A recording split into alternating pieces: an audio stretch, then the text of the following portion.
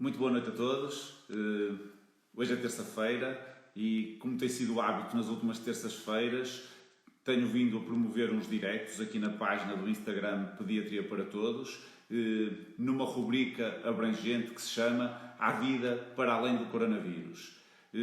Tenho estado à conversa com alguns dos especialistas do site Pediatria para Todos sobre diversos temas, alguns que geram preocupações para trás, outros que têm algumas particularidades neste contexto que vamos vivendo agora, e hoje trago a Magda Gomes Dias, que é especialista em parentalidade do site Pediatria para Todos, é autora do blog Mums de Boss, é responsável pela Escola de Parentalidade Positiva, e a ideia é que falamos um bocadinho sobre como gerir os conflitos agora que as pessoas passam muito mais tempo em casa. Olá Magda, boa noite. Olá, então Tudo estás bem? bom? Bom dia, não, boa noite. Boa Boa noite. noite a Estás todos. para aí a tocar os filtros todos. Muito bem. Estou. Fazes tu muito Estar bem. aqui com a pele a esta hora, não é? Fazes tu muito bem. Não Estava é? aqui a explicar, a apresentar-te e a explicar um bocadinho o conceito desta rubrica. Aquilo que nos traz hoje é falar de algo que tu provavelmente tens tido muito feedback das famílias, eu também tenho tido, que é a convivência durante mais tempo. Como é lógico, traz muitos benefícios, as pessoas podem se conhecer melhor, os pais podem conhecer melhor os filhos, também já falamos sobre isso, é um aspecto muito interessante, mas, como é óbvio, quando temos mais gente durante mais tempo a coabitar, as opiniões vão ser diferentes, as vontades vão ser diferentes, as prioridades vão ser diferentes e surgem os conflitos. E é sobre essa gestão um bocadinho que eu queria conversar contigo. E a primeira questão que eu gostava de te colocar era mesmo, é normal haver conflitos nesta fase ou não? Então, deixa-me agradecer-te o convite. É tão bom estar aqui contigo. Nós já fizemos, Obrigado. já tivemos tantas vezes juntos à conversa, não é? É verdade. E a sensação que eu tenho é que se não nos calarem, nós vamos para aí fora os dois. Sim. O Instagram tem uma hora de limite, portanto não podemos falar mais que uma hora. Podem ficar todos nos aturar mais tempo. Então já é bem bom. Então, se é normal haver conflitos nesta altura. O conflito faz parte da vida, não é? É normal em todas as relações, em todas as situações e o problema não é o conflito. Está tudo bem com o conflito. O problema é a forma como nós reagimos ao conflito. O que é que ele nos provoca e qual é a resposta que nós damos. O que é que provoca numa criança, por exemplo, no meu marido, a forma dele reagir vai ter impacto em mim, esse impacto depois vai ser devolvido ou pode ser devolvido aos filhos.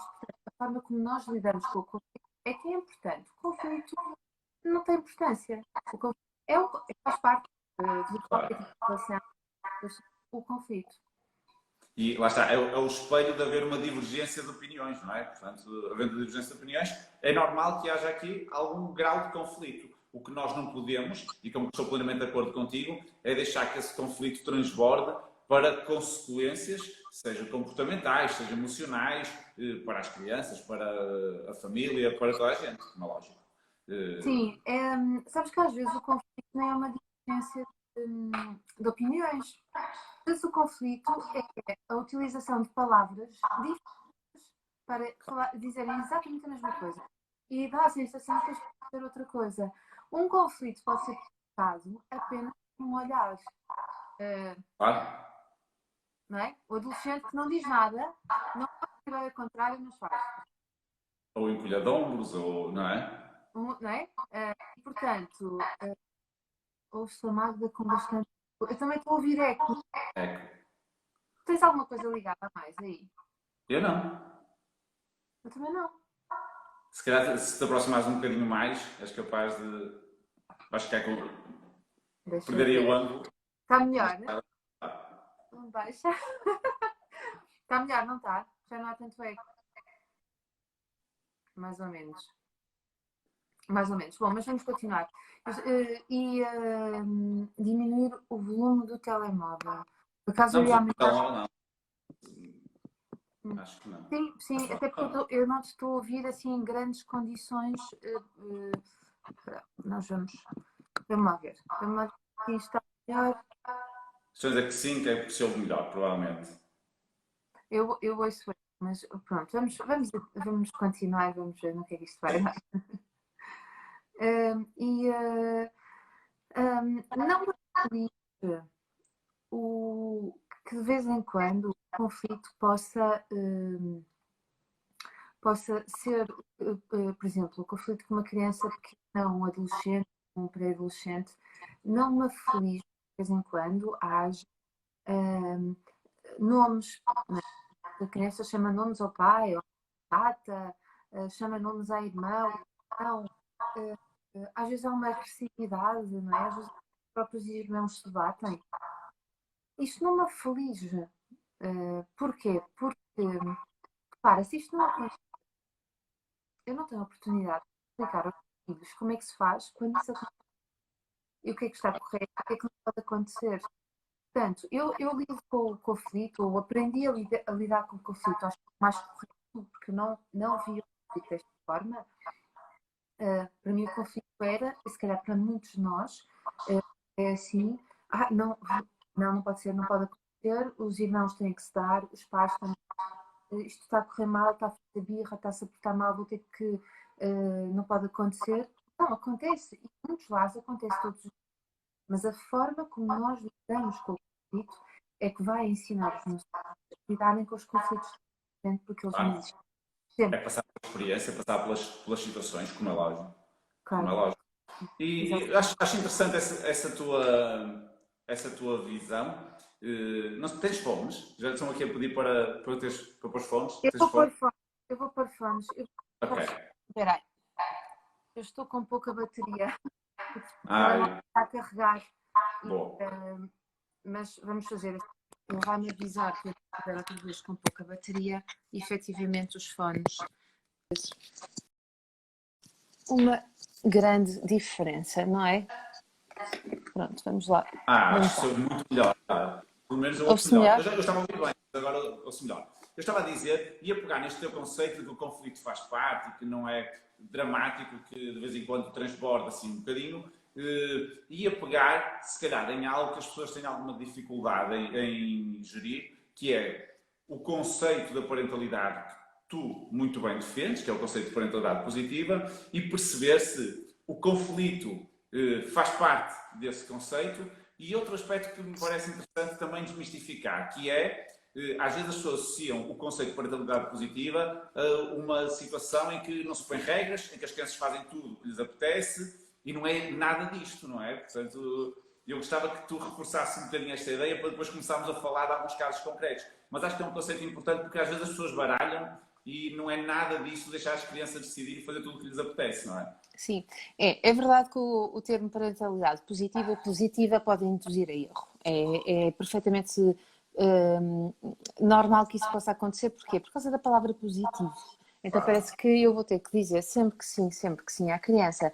E o positivo aqui existe para o quê? Para justamente, eu acabei de dizer, justamente pegar nestas oportunidades que são as birras, os conflitos, a mentira, sabes, aquelas coisinhas que as crianças todas fazem, o esconder, o falar de forma agressiva, o bater às vezes nos irmãos, aproveitar todos esses momentos para ensinar.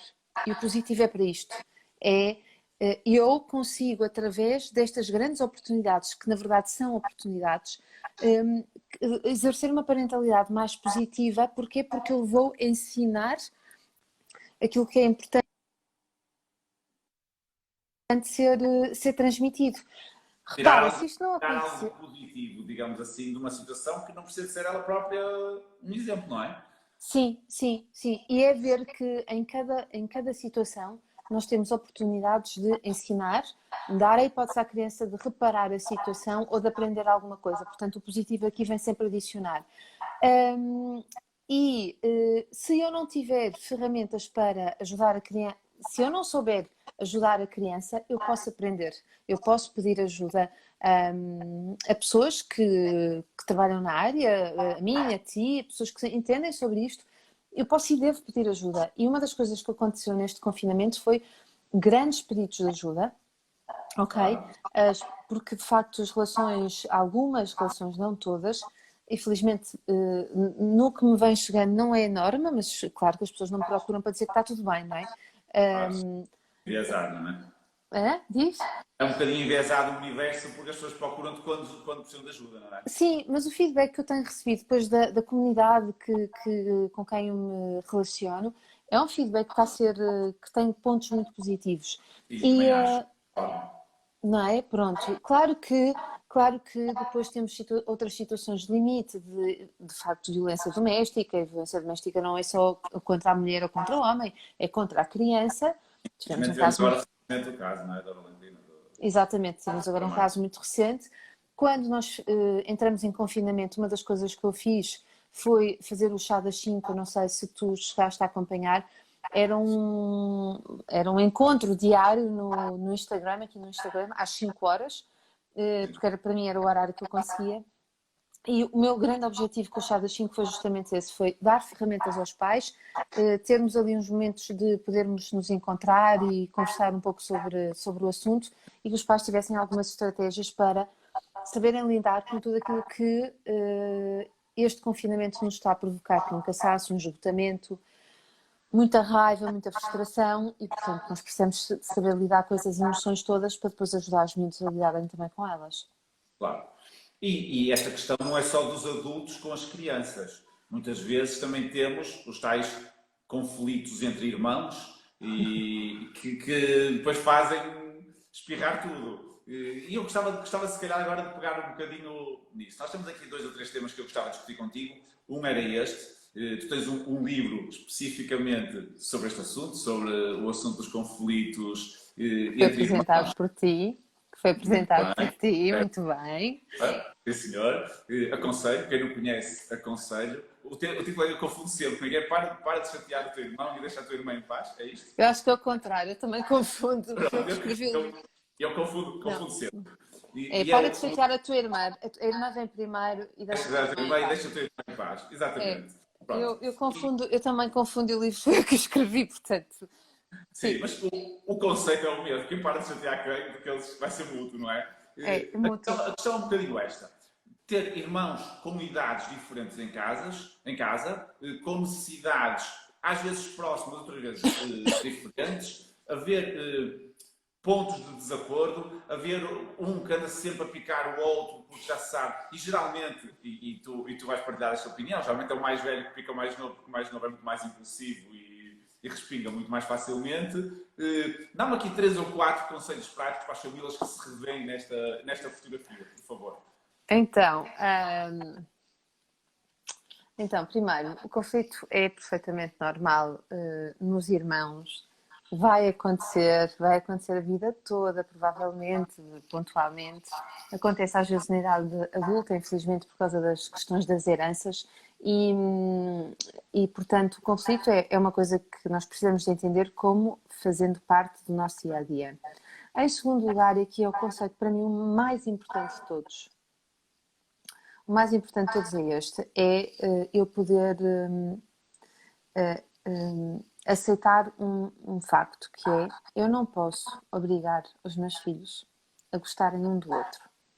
Eu sei que é horrível ouvir uma coisa destas. Eu vou já explicar para não desligarem. Coisa dessas para muita gente, atenção. Mas eu não posso, e eu vou usar uma palavra que uso quando quero mesmo frisar isto, é indecente. Indecente. Fiquem aí, deixem-me explicar. Mas é indecente eu pedir a um filho meu que goste e seja amigo, seja o melhor amigo do outro irmão. E porquê?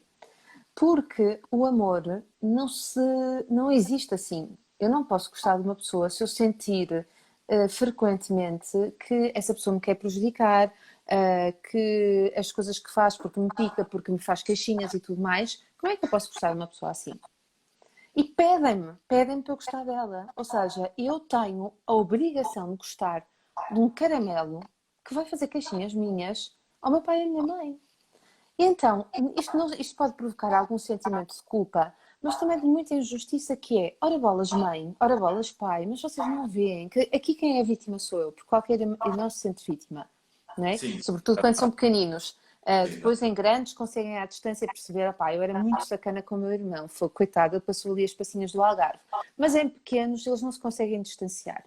Claro. Então, se eu vou pedir isto a um filho, ele vai se sentir também muito injustiçado. Porquê? Porque vai dizer assim, epá, e eu? E eu? E quando ele faz as neiras, tu castigas, não castigas, porque depois eles não conseguem ver isto. Então, vamos tirar Não, isto. e as comparações depois são sempre toldadas um bocado por uma visão muito parcial. Exatamente, completamente, não é? Porque eu sou a vítima e os meus pais não gostam de mim. Também acontece o contrário, às vezes, que é a evidência de haver casos em que a criança é preferida. Isto é um peso muito grande para a criança preferida e é uma dor muito grande para a criança que não é preferida. Em algumas famílias isto é uma evidência. Há um pai, uma mãe, ou os dois, que gostam muito, muito de uma das crianças e que têm muita dificuldade com a outra criança. Então há um peso, não é? Um desequilíbrio em que a criança perfeita, entre aspas, tem que estar de acordo com aqueles parâmetros e nunca pode falhar, e o outro tem uma dor muito grande porque nunca se sentiu amado. Mas voltando ao que eu estava a dizer, portanto, isto é o primeiro ponto, eu não posso obrigar os meus filhos a gostarem um do outro, mas aquilo que eu posso e preciso de fazer, no sentido de haver alguma possibilidade desse amor surgir, é ensinar respeito. O que é respeitarem-se um ao outro. Se o teu irmão disse que não quer que tu pegues no telefone dele, só precisas de aceitar que não podes pegar no telefone dele.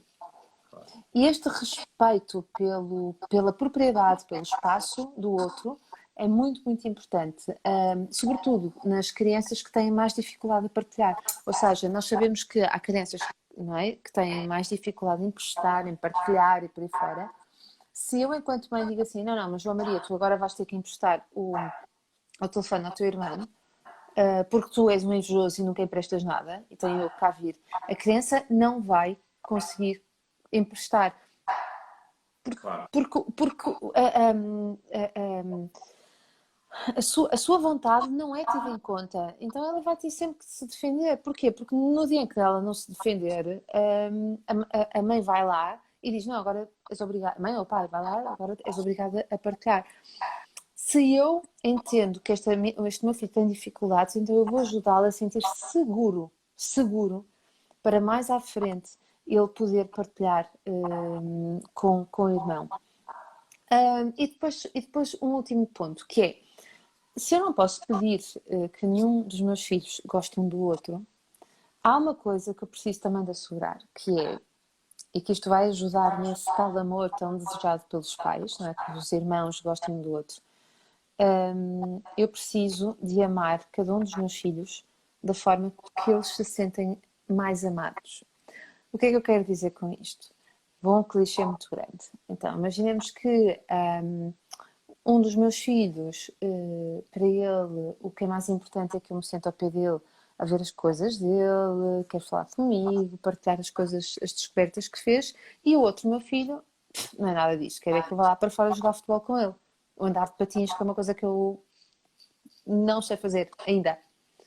E eu vou porque esta é a forma que ele tem de se sentir amado. Ir ao encontro das vontades, não é? Das necessidades, que é um bocadinho diferente. Há uma nuance aí entre vontade e necessidade, que é, por exemplo, eu sinto-me amada pelo meu marido quando ele me pergunta como é que foi o teu dia? Conseguiste resolver aquela situação? Como é que vai o teu livro? Eu não estou a escrever livro nenhum, mas imagina, como é que vai o teu livro? Queres fazer uma revelação bombástica aqui agora no direto? Não, posso dizer que não tenho planos nenhuns para escrever próximos livros. Nenhuns, zero. É quando eles surgem. Não. Mas isso é conversa Tá para outra altura.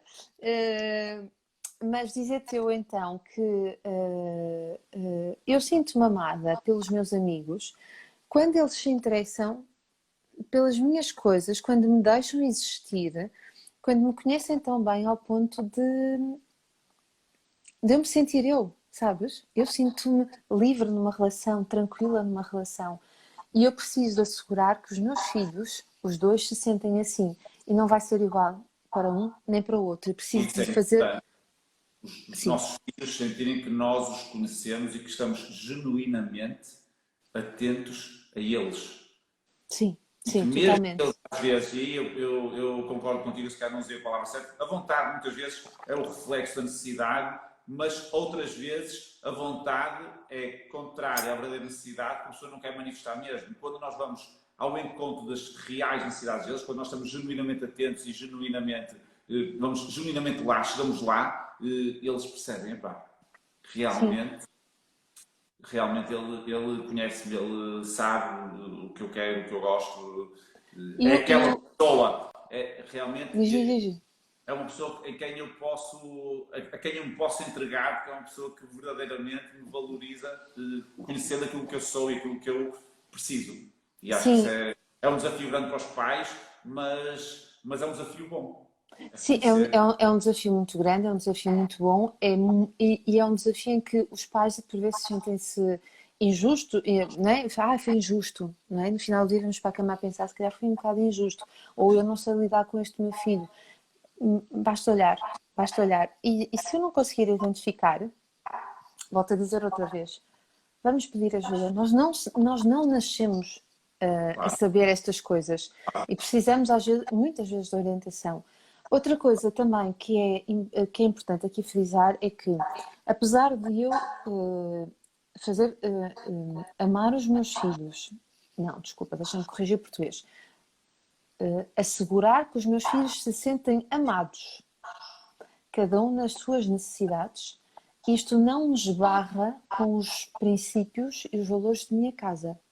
Tá? claro. Porque pode haver aqui uma confusão de então, mas um permite e outro não permite. Não, não, não. As duas coisas existem. As duas coisas são possíveis ao mesmo tempo, coabitam. A forma, o que eu estou aqui a dizer é a criança tem de se sentir amada. Como é que ela se sente amada? É quando eu brinco com ela, quando eu tenho sentido de humor, quando eu faço perguntas, quando eu me sento, ou quando eu digo, olha, vi isto aqui que eu acho que se calhar é capaz de te interessar, ou eu partilho coisas da minha vida, porque há miúdos que adoram saber a vida dos pais, Ou adoram. quando respeito o silêncio deles, às vezes, Por exemplo, é isso, não é? por Que é exemplo, difícil. Isso é sim. uma tarefa difícil para a maior parte dos pais, saber respeitar o silêncio dos filhos. Sim, sim, sim, Não é? completamente. Então, e à medida que a idade vai avançando dos miúdos, eles vão tendo outras formas de se sentirem amados e nós vamos ter que ajustar. Claro, exatamente. Tu pegaste uma palavra que é injustiça. Há espaço para a injustiça na parentalidade? Então lá, O que se a fazer com a começar. injustiça? Eu concordo plenamente contigo. Eu concordo plenamente contigo. Agora, o que se fazer com a injustiça, com o sentimento de injustiça? O sentimento de injustiça é muito importante, tal como todas as emoções, mas o sentimento de injustiça, repara, se eu sentir, estás a falar de injustiça em relação a quem? A criança, a Dos mim, pais em relação aos filhos, dos pais em relação aos filhos. do Muitas género, vezes os pais são injustos. É normal que muitas vezes os filhos também são injustos. Aquilo que eu gostava que tu pegasse neste conceito de eu fui injusto, vou compensar depois. Que é o que acontece. Ok, já Sente-se entendi. injusto, sente que cometeu uma injustiça com um dos filhos e depois tem tendência a compensar. Como foi injusto, vai compensar. E se calhar vai quebrar umas tais regras ou princípios que até não faria noutra situação, mas como foi injusto, eu diria quase que é quase corrigir um erro com outro erro. Então, O sim, que é que tu achas sobre isto? então, Deixa-me só responder. Vocês podem colocar as vossas questões, nós daqui a um bocadinho vamos tentar responder a todas elas. Se conseguirmos a todas, tudo bem, se vamos respondendo ao que der. Força, Mário. O que é que então, fazer? o sentimento, todas as emoções são importantes, ok? Todas elas nos vêm trazer informações. Se eu sinto que foi injusta com o meu filho ou com a minha filha, isso é uma grande oportunidade para fazer o quê? Para eu reparar a situação, posso reparar a situação ou posso preveni-la de uma próxima vez. E ao mesmo tempo dá-me uma grande oportunidade para ser humana e ser emocionalmente honesta com esse meu filho, dizendo: olha, peço imensa desculpa, eu fui injusta. Isso Esse é, aconteceu um, uma... esse é um aspecto extremamente importante. Isso é fundamental porque os filhos têm que perceber que os pais não acertam sempre. Não, E eu esta fiz isso. percepção esta noção de vulnerabilidade, mais um clichê, o errar é humano, se os filhos perceberem que os pais também passam por isso, eles próprios, quando falham, vão aceitar melhor os seus erros. Eu Sim, acho que isto é algo extremamente importante. Desculpa ter-te interrompido, mas acho que esse conceito é mesmo sim. importante. E repara, isso aconteceu uma semana passada cá em casa, em que eu me zanguei com um dos meus filhos por uma atitude e depois percebi que aquilo que desplotou a minha correção, na verdade, tinha sido um erro, uma inadvertência minha. Ou seja, eu corrigi uma situação, mas quem a provocou na base fui eu. E depois de me ter apercebido disso, da ficha me ter caído, eu fui falar com a criança em questão e pedi desculpas. Disse, desculpa, efetivamente eu devia ter referido isto, porque provavelmente isto teria impedido esta situação. E se ela tivesse aí acontecido, então o ralhete, a correção, servia para isso. Mas não foi justa porque, na verdade, eu é que criei a situação na base. Não é? E eu trabalho em parentalidade, mas somos todos humanos, não é? E erramos, e não há problema nenhum em dizermos, olha, pá, sorry, desculpa, fiz porcaria. E pronto, e avança-se e repara-se, há um pedido de desculpas e eu da próxima vez vou procurar não fazer isso. Depois, o que pode aqui, quando tu dizes dar uma coisa em troca, aí, para além do sentimento de injustiça que tu estás a sentir culpa. E tu vais libertar-te dessa culpa que dói, que te massacra, não é? Que está aí contigo e tu precisas te livrar dela, dando alguma coisa em troca. Sendo que isso é um erro, de facto, efetivamente é um erro. Não é uma reparação, aliás, até pode ser um reforço da injustiça. Ela foi tão injusta ou ele foi tão injusto que está-se a sentir tão mal que agora dá-me isto e das próximas vezes isto pode escalar. E nós aqui o que nós precisamos de ser é, primeiro, olha, eu lidar bem com as minhas emoções. Se eu sinto que eu fui injusta com o meu filho ou com a minha filha, eu tenho que reparar a situação, tenho que falar com eles, tenho que pedir desculpas e eventualmente corrigir alguma coisa. Dar em troca, e olha, só por causa disto eu vou-te deixar ficar acordado até à meia-noite, ou vais poder ficar a ver um filme, não sei o que eu tinha dito que não vais ver, para eu me sentir melhor, porque na verdade não tem nada a ver com a criança, tem que ver comigo. Eu é que me estou a sentir mal, não estou a conseguir lidar com estes sentimentos todos aqui agora, então é como pecar e depois ir rezar o terço, não é? E 3 Ave-Marias à missa e depois voltar a sair para pecar outra vez. É isto. E então não é isso que se quer. O bairro Vermelho em Amsterdão está todo disposto à volta da Catedral de Amsterdão e foi colocado lá de propósito, porque as pessoas iam pecar e logo a seguirem à Catedral sacudir os pecados. Muitas pessoas não conhecem isso. Há muitas casas de prostitutas que estão parede junta com a catedral. Não fazia ideia. Foram construídos assim porque era o sítio mais lógico para as pessoas depois poderem absolver os pecados. Portanto, o conceito é um bocadinho isto. Iam pecar, legitimava-se o pecado, porque depois se ia absolver o pecado. Portanto, estamos a falar mais. E depois deixas a notinha, não é? E a notinha é isso que tu dás em troca à criança. Mas é isso, não é? E portanto, na verdade, a história não tem nada a ver com a criança, tem a ver comigo. Eu preciso de lidar comigo e com essas emoções todas que me acontecem para poder. O truque é nós estarmos bem connosco próprios. E temos que encontrar soluções para nós estarmos bem connosco próprios sem compensar, lá está, um erro com outro erro, sem nós ultrapassarmos limites nem para um lado nem para o outro.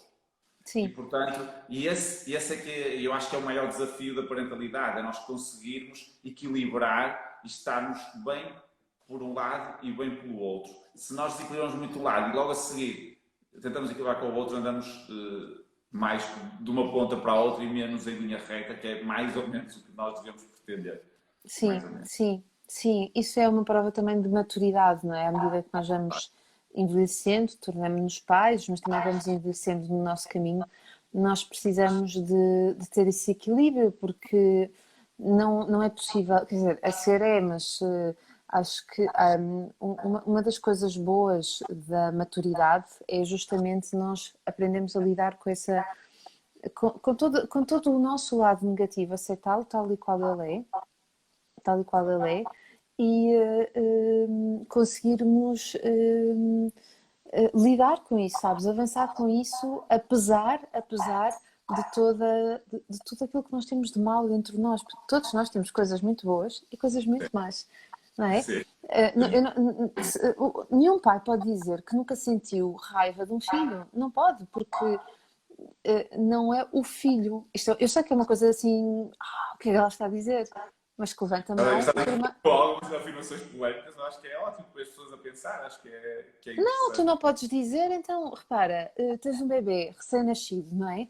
Tu tens primeiro filho, tens aquela coisa de vai ser tudo bem, comigo aquilo não vai acontecer. A criança vai dormir a noite toda, até porque eu já fiz um curso para dormir a noite toda. E a criança não dorme a noite toda, e acorda, e não faz as cestas, e chora, chora, chora. E tu, a dada altura, claro que, cansado, o choro, se tu não souberes reagir, se tu tiveres um problema com o choro da criança, porque há muitos pais que têm um problema com o choro, não lidam com o choro, não conseguem lidar, evidentemente que dentro de ti vão surgir emoções muito intensas e negativas, certo? E tu vais perguntar, pá, o que é que eu fiz da minha vida? E tu vais achar que esse período que é curto, agora eu vejo isto, não é? Porque os meus já estou a ficar grandes, vejo isto à distância. É temporário, não se assuste toda a gente, são não é? temporários. É temporário, mas tu pensas que aquilo vai durar, nunca mais acaba, porque os primeiros meses passam a correr, mas ao mesmo tempo, o tempo ali é de uma subjetividade muito grande, não é? Por isso, nós precisamos de aceitar tudo isso, que todas estas emoções muito intensas e negativas nos acontecem, e as emoções não têm moralidade nenhuma. Sentem-se, é só o que tem moralidade, o que eu faço com elas, não é? E depois temos o síndrome do bebê abanado, temos uma série de coisas, não é? Que isso é o comportamento que advém das emoções, mas eu posso não fazer isso, ok? Claro. Muito bem, olha, eu queria saltar agora aqui para um tema um bocadinho diferente, que é, e sei que tu também tens uma opinião interessante sobre isto, tem a ver com o facto de as crianças estarem em casa, agora estás a mostrar o teto da tua casa, muito bem. Estou para carregar. Fazes tu bem, não fiques sem pilhas. O que eu gostava de te colocar era a questão da escola em casa, e houve aqui muitas situações difíceis de gerir, ainda estão a ser um bocadinho difíceis de gerir. Nós já tivemos aqui o Renato Paiva, já conversamos especificamente sobre este problema, mas gostava de ter a visão mais do comportamento e de gerir o comportamento. Ou seja, temos por um lado crianças que estão em casa sujeitas a todo o tipo de solicitações, que não têm num dia normal, não têm na sua rotina normal escolar, são ambientes diferentes. Por outro lado, temos também um ensino, agora com o ensino, mas mesmo quando não havia ensino à distância, em que não há aquela supervisão direta do responsável hierárquico, digamos assim, que é o professor. Tem uma supervisão à distância, mas não uma supervisão direta. E depois temos os pais, que muitas vezes andam meio perdidos, que não sabem muito bem até que ponto devem intervir, até que ponto não devem intervir, se as crianças devem estudar, se não devem estudar, se deve dar liberdade para elas escolherem, se não se deve dar, se devem entender que estão em casa, que isto é tudo muito diferente e, portanto, elas podem gerir isto um bocadinho de forma mais autónoma e, portanto, no meio desta confusão toda... eu até estou a anotar para não me perder. O que é que tu tens a dizer-me sobre isto? Como é que nós podemos, no fundo, se devemos transmitir alguma necessidade da execução das tarefas que são impostas pelas obrigações escolares que eles têm, por outro lado, se devemos mais responsabilizar, claro que isto vai depender um bocadinho das idades das crianças, se devemos responsabilizá-los, dar-lhes mais liberdade. Existe uma fronteira a partir da qual que os pais não devam atravessar? Ou, por outro lado, os pais devem estar sempre a supervisionar e a intervir nesta situação, que é um bocadinho diferente do dia a dia normal? Ok, são muitas perguntas. Primeiro, o que é que eu acho disto tudo? Isto tudo revela o que é que eu acho. Acho que a pergunta não é o que é que eu acho, é o que é isto? Nós estamos perante o quê? Nós estamos perante um caso de uma enorme, enorme, para começar. Claro. Porquê? Porque, talvez saibas, há crianças que estão a ter meia hora de escola por dia e há Olha, crianças que desculpa lá, Mário, tiraste os fones, não tiraste? É que agora tirar, não tirei, se ouve. tirei. Consegues tirar ou não?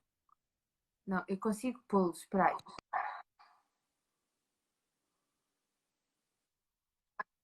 Um bocadinho com isto, está bem? Porque eu estou com 4% de bateria. Então foi que. Tá bem, então uma coisa ou outra, tá bem. Então preferimos a bateria. E, Preferimos a. e, eu não sei se do teu lado a tua sala tem eco, porque dá-me a sensação que eu aspecto desse lado. Assim mais perto, estou a ouvir melhor. Estás, pronto. Tem alguns cortes, sim, também estão a dizer que tem alguns cortes, estou a ouvir com alguns cortes. Mas assim mais perto, Cortes estou a de ouvir internet, melhor. cortes de internet, eu estou com 4G, portanto não pode ser o Wi-Fi, que normalmente funciona muito bem. Mas eu estava a dizer que nós estamos perante um grande caso de injustiça social. O que é que eu quero dizer com isto? Há crianças que estão a ter meia hora de aula por dia e há outras crianças que estão a ter o dia inteiro aulas. Ou seja, de manhã à noite. Eu não vejo problema nenhum em ter o mesmo ritmo de aulas de manhã à noite, se tudo estiver bem e houver o acompanhamento dos professores e se a criança está em frente ao computador são muitas horas, mas as crianças têm uma capacidade absurda de adaptação. Muitas vezes somos nós que castramos essa capacidade dizendo não pode estar tantas horas em frente a um monitor. Certo, mas nós estamos para uma situação completamente excepcional e se calhar não estão há trabalhos que são feitos no meio. Mas por outro caso em que a criança só tem meia hora de aulas e são enviados trabalhos de casa, trabalhos para casa, e a criança tem que ler a matéria e tem que responder às fichas, enviar as fichas e depois o professor registra que a ficha foi enviada e envia ao professor. Ora, Vânia, aguenta só um bocadinho, assim que eu tiro, mudo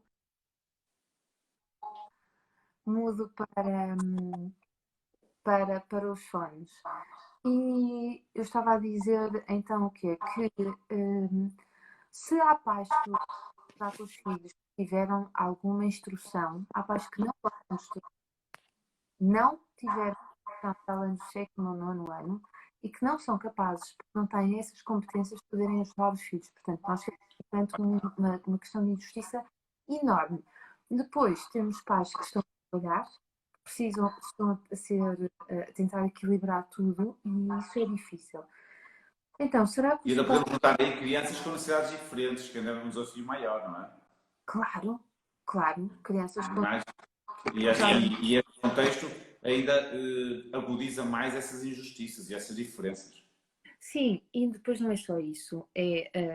Se tu tiveres crianças com necessidades especiais, idades diferentes, se tiveres uma criança que está num primeiro ano e um bebê, não Claro. é? Mais a mãe que precisa trabalhar, um bebê com 9 meses, mas que a mãe já estava apta, já estava a trabalhar e agora volta para casa. Quer dizer, tens aqui um cocktail que tem muito, muito por onde ser explosivo, não é? Claro. E então nós não podemos tratar isto tudo da mesma forma. No entanto, há aqui uma nota que eu gostava de deixar a quem nos está a ouvir, que é o seguinte: será que os pais devem intervir?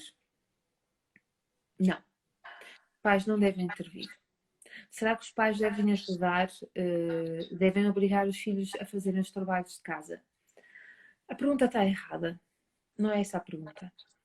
A pergunta é: como é que eu ajudo os meus filhos a serem mais autónomos na questão do estudo? É isto que eu quero. Eu não quero ter que garantir que o meu filho vai fazer os trabalhos de casa e eu vou ter que andar sempre a vigiar. Eu não quero ter de ser a polícia em casa para verificar, dar castigo se fez ou se não fez, ok? Então, como é que eu vou trabalhar a questão da autonomia? Nem é a responsabilidade.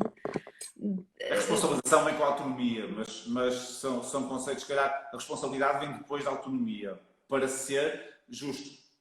O problema é que nós às vezes Exatamente, pedimos responsabilidade sem autonomizar. E esse é o maior dos exatamente, problemas. exatamente, Hugo, é isso tudo. Ou seja, para eu pedir à criança para ela ser responsável, ela tem que saber como é que isso se faz. E se eu não a ajudar a ser autónoma, então eu não vou a lado nenhum. E como é que eu faço para ser autónoma? Ora, aqui nós precisamos de investir o nosso tempo para ajudar a criança a ser autónoma. Como? Evidentemente que eu vou ter que passar algum tempo ao pé da criança para ensinar a fazer o quê? Ensinar a abrir o computador, a verificar quais são o que é que vai ter, qual é o material que precisa para a aula. Eu estou-me a referir a crianças pequenas no primeiro ciclo. Qual é o material que vai ter para a aula? Checar tudo o que precisa, ver se sabe fazer uploads, downloads, se sabe tirar fotografia com o meu telemóvel para depois enviar para o professor. Enfim, eu vou ter que fazer isso, seguramente, durante 2 ou 3 semanas. Mas, a dada altura, aquilo que eu vou garantir é que eu vou ter uma criança mais autónoma. Todas as crianças pequenas gostam de ser independentes e autónomas e gostam de mostrar que sabem fazer. Claro. E por isso, ela vai querer fazer para mostrar e vai se sentir satisfeita. Isto é uma pescadinha de rabo na boca. Ou seja, a partir do momento que eu me sinto satisfeita e autónoma, que eu sou capaz, sou independente e por aí fora, olha, mãe, eu já consigo fazer. E depois até é capaz de dizer à professora, fui eu que enviei o e-mail. Claro. Então eu aqui já consigo falar de uma responsabilização. Ou seja, João Maria, hoje, o que é que há para fazer? Eu hoje quero ir dar aqui uma volta no quarteirão de patins. Vamos lá ver se eu hoje consigo já andar um bocado contigo sem cair. Está tudo feito, ora mostra lá. E ele é que me vai mostrar o que é, o que é que não é. Claro que eu vou abrir o olho, não é? Eu vou verificar e sei onde é que estão as coisas e vou ver, vou fazer double check. Mas não Claro. numa de preparar, deixa-me cá esfregar as mãos, deixa eu ver que castigo é que eu te vou dar se te apanhar em falso.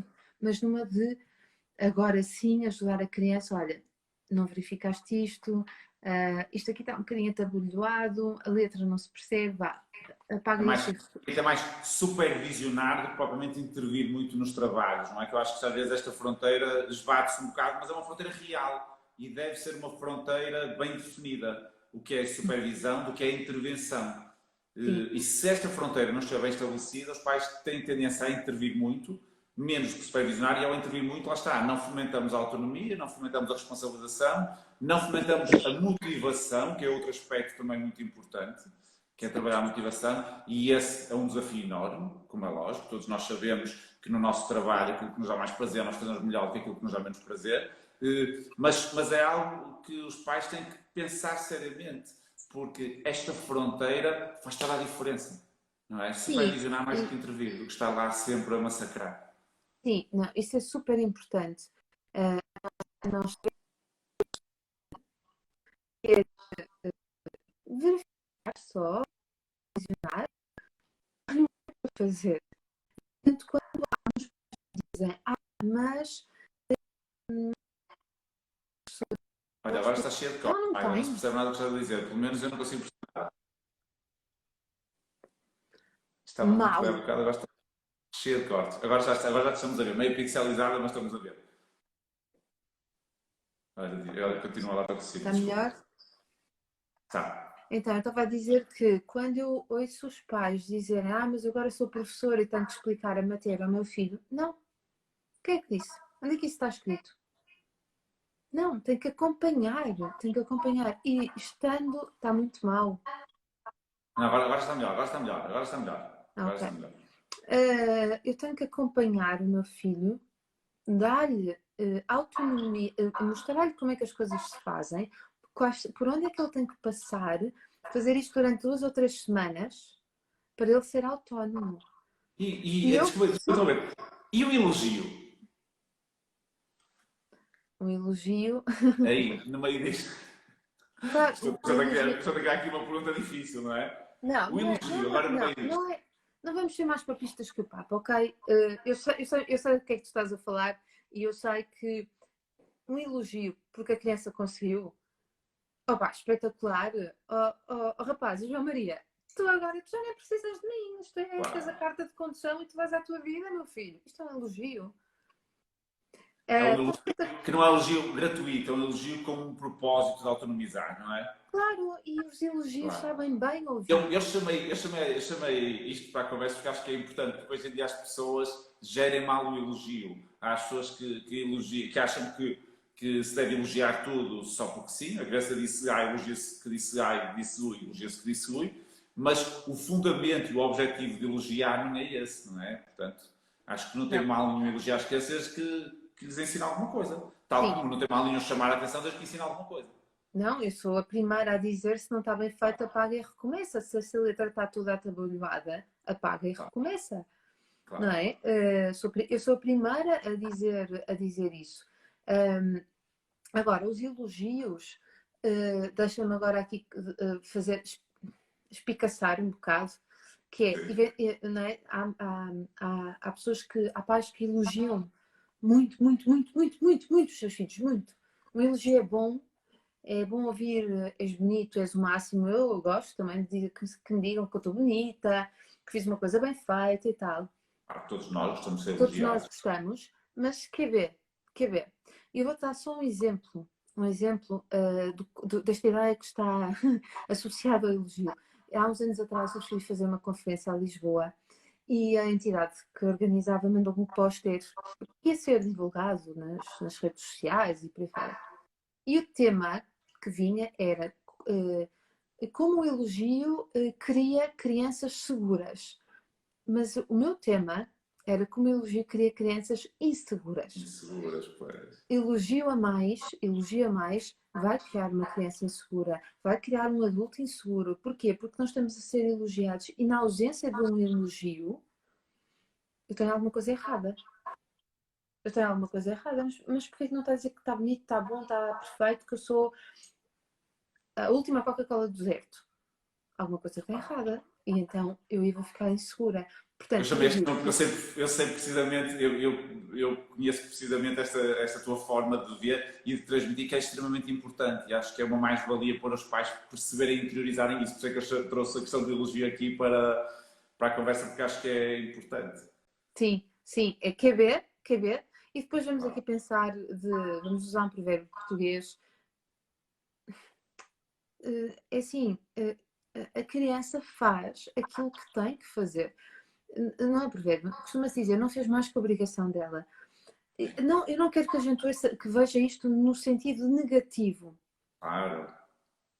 Mas não é obrigação, é uma etapa de desenvolvimento. As crianças percorrem um caminho para se tornarem adultos independentes, autónomos e pensantes.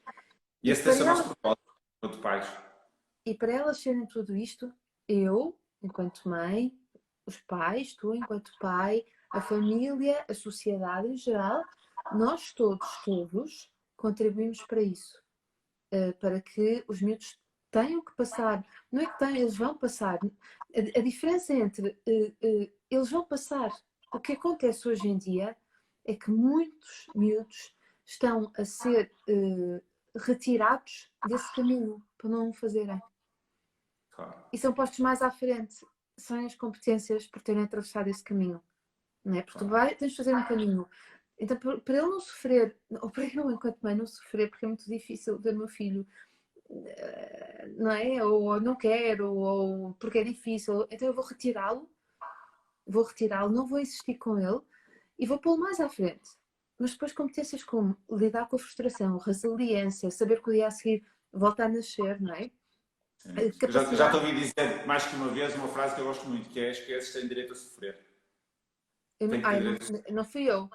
Não, disseste têm direito a sofrer no sentido de passar pelas situações menos positivas e interiorizarem esse sentimento. Sofrer eu vou nesse dizer sentido. qual é a frase, não é essa? Não é sofrer no sentido de ser algo negativo para elas. A frase é: nós não devemos salvar a criança. É isso, pronto, ok. É diferente. Eu não escolhi as palavras certas, mas o propósito era esse. Né? Mas é diferente. Está sempre Parece a que eu salvar. sou Acho que eles têm sádica. que passar pelas situações menos positivas, porque têm direito de passar por elas, não é? E senti-las. Sim, sim, sim. E uma situação não positiva é, por exemplo, não encontrar a calça de ganga que quer muito, um Claro, adolescente sim, quer sim. aquela calça de ganga. Há situações graves, como é lógico, sim. Sim, exatamente.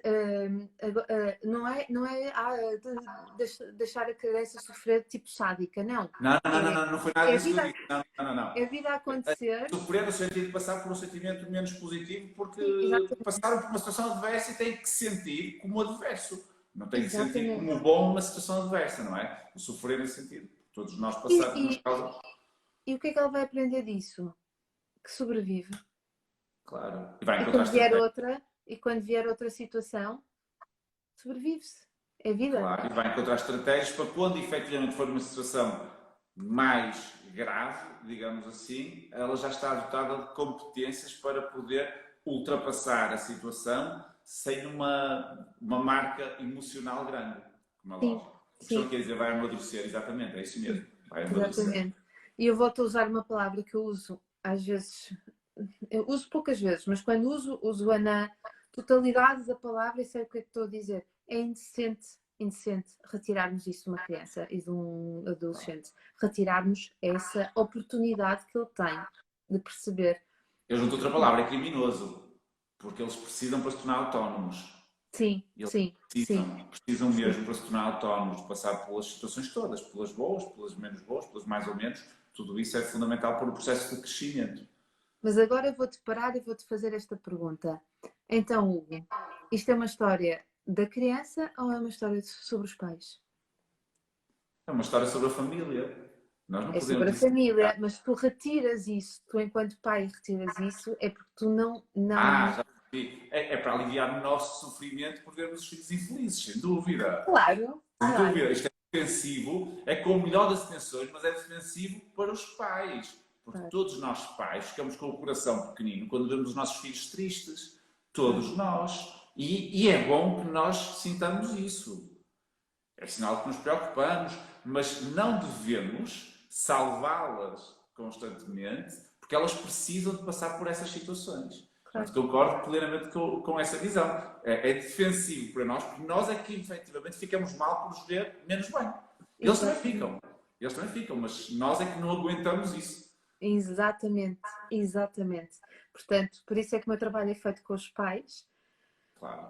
porque nós, enquanto pais, temos um poder tão grande nas nossas mãos, tão grande, e se nós soubéssemos o poder que temos, fazíamos coisas extraordinárias e achamos que não temos poder nenhum e temos muito, É muito o poder. poder, é a oportunidade, é tudo, é a responsabilidade no bom sentido, tudo isso Sim, é sim, sim. fantástico. E isto é um processo. Olha, nós estamos por aqui a conversar, ainda não fomos às perguntas, mas eu fui vendo as perguntas e fomos tocando em alguns pontos. Agora, é verdade que costuma-se dizer que quando nasce um filho é um processo que se vai desenvolvendo, mas quando nasce um filho, nasce um pai, nasce uma mãe, e esse processo de aprendizagem é bipolar. E é bipolar, mas em conjunto, ou seja, crescem os filhos, crescem os pais.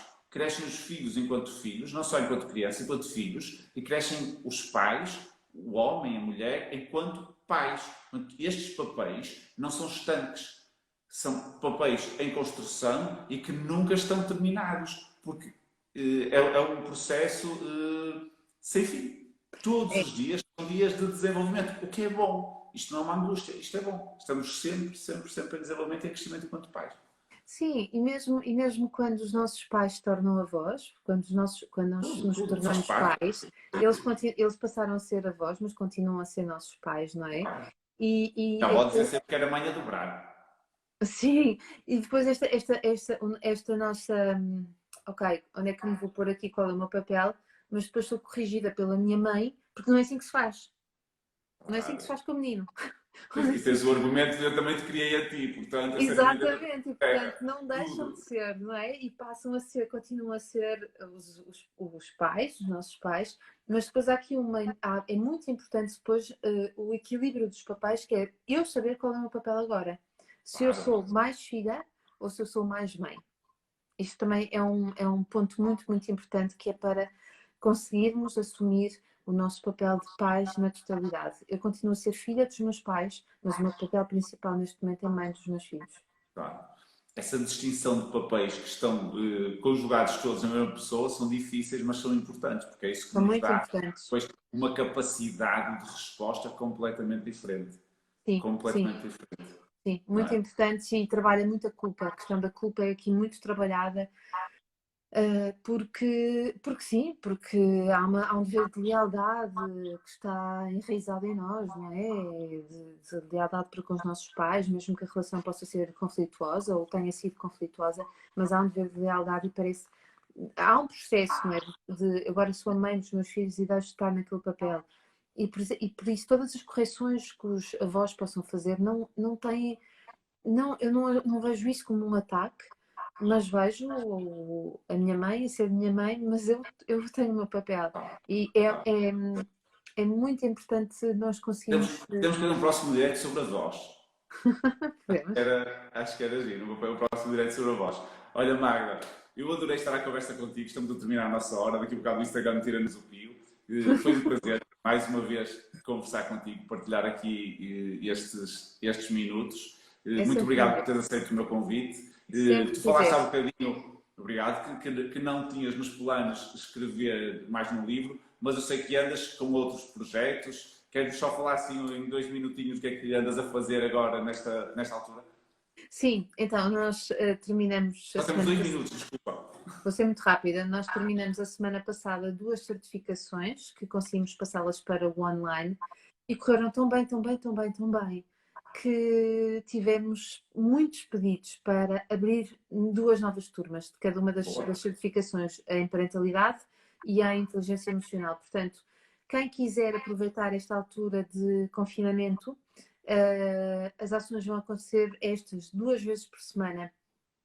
São 3 horas e meia por tarde, mas passam a correr. E posso dizer que o online teve uma coisa muito importante. Primeiro, a capacidade de foco, de concentração é muito maior, muito, muito maior. Nós conseguimos fazer isso no online. A turma criou isso, as regras também criaram isso. E só falta uma coisa, foi o abraço. Mas o abraço fica para quando nós sairmos deste confinamento todo e podemos nos encontrar mais à frente. O Para curso, já tem que ser com emoji, mas sim, fica para sim, depois, não é? os cursos estão abertos para qualquer pessoa que esteja onde estiver. Nós tivemos colegas de Singapura, que estavam em Angola, no Brasil. Estamos a ter agora aqui, olha, estamos a ter agora aqui uma opinião de alguém que esteve no online, portanto. Sim, é uma aluna, a Virna.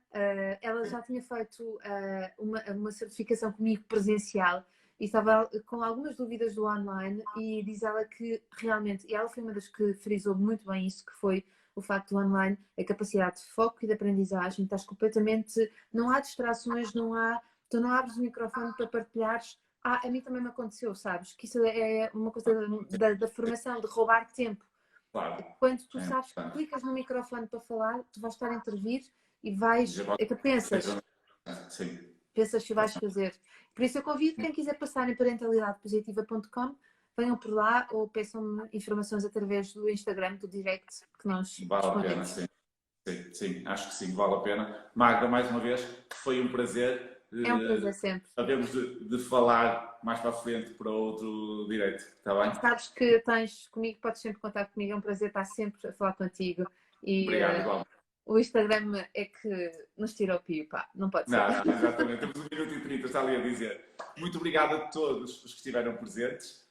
Esta rubrica chama-se A Vida para Além do Coronavírus e à terça-feira, no Instagram de Pediatria para Todos, há ainda mais vida para além do coronavírus. Para a semana teremos outros temas, estejam atentos, brevemente divulgarei. Obrigado a todos, obrigado, Magda. Obrigada também a todos Até a e próxima. obrigada a ti. Muitos sucessos para toda a gente e aguentem-se bem porque isto vai passar. Vamos voltar aos abraços. Sim, tá, Um obrigado. beijinho, Hugo. Obrigada. Beijinho. Tchau, tchau. Tchau.